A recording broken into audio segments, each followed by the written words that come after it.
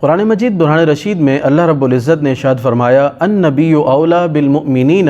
من انفسہم وازواجہ امہاتہم، کہ یہ نبی یعنی حضرت محمد صلی اللہ علیہ وسلم تمام مسلمانوں پر ان کی جان سے بھی زیادہ حق رکھتے ہیں۔ وازواجہ امہاتہم، اور نبی صلی اللہ علیہ وسلم کی ازواج تمام مومنین کی مائیں ہیں۔ تو یہ آیت ہمیں یہ پیغام دیتی ہے کہ رسول اللہ صلی اللہ علیہ وسلم کا ہر حکم ہمارے لیے حجت ہے، مسلمانوں کے لیے اس پر عمل کرنا لازم و ضروری ہے۔ ایک آیت میں اللہ رب العزت نے ارشاد فرمایا ان اللہ اشتری من المؤمنین انفسہم واموالہم بان لہم الجنہ، کہ بے شک اللہ نے مومنین سے ان کی جانوں کو خرید لیا جنت کے بدلے میں۔ مراد کیا ہے کہ یعنی اللہ رب العزت نے مومنین کو جنت دے دی اور ان سے ان کی جانوں کو خرید لیا کہ اب تمہاری جانیں تمہاری نہیں ہیں بلکہ اس پر ہمارا حکم چلے گا، اب اس پر ہماری مرضی کے مطابق تمہیں عمل کرنا ہے، اس کے بدلے میں ہم تمہیں جنت دیں گے۔ اس آیت سے یہ بھی ہمیں نظر آتا ہے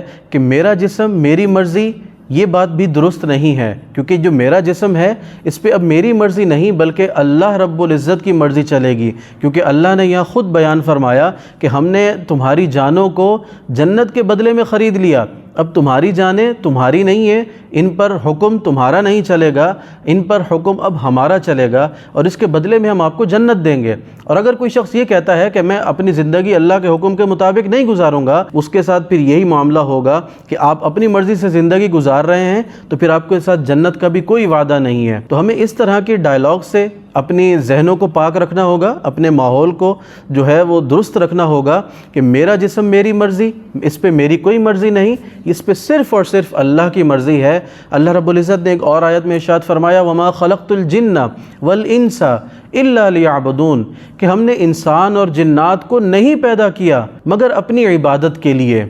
اس سے کیا مراد ہے کہ ہم نے انسان اور جنات کو فقط اپنی عبادت کے لیے پیدا کیا۔ تو ایک کریٹر جو کسی چیز کو کریٹ کرتا ہے اس کے پیچھے اس کی ایک تھاٹ ہوتی ہے، ایک خیال ہوتا ہے کہ میں اس کو کیوں بنا رہا ہوں۔ تو اللہ رب العزت نے تخلیق انسان کے بعد یہ وجہ بھی بیان فرما دی کہ انسان کو تخلیق کرنے کا ہمارا مقصد کیا ہے، ہم نے کیوں بنایا۔ تو وجہ یہ تھی کہ ہم نے اس کو فقط اپنی عبادت کے لیے پیدا کیا۔ تو انسان جب بنا ہی اللہ کی عبادت کے لیے ہے تو پھر وہ عبادت سے انحراف کیسے کر سکتا ہے، وہ کیسے اپنے آپ کو عبادت سے دور رکھ رہا ہے اور اللہ رب العزت کے احکامات پہ پراپر عمل نہیں کرتا۔ تو اللہ رب العزت سے دعا ہے اللہ تعالی ہمیں رسول اللہ صلی اللہ علیہ وسلم کے بتائے ہوئے راستے پر چلنے اور اللہ رب العزت کے احکامات پر مکمل طور پہ عمل کرنے کی سعادت اور توفیق عطا فرمائے۔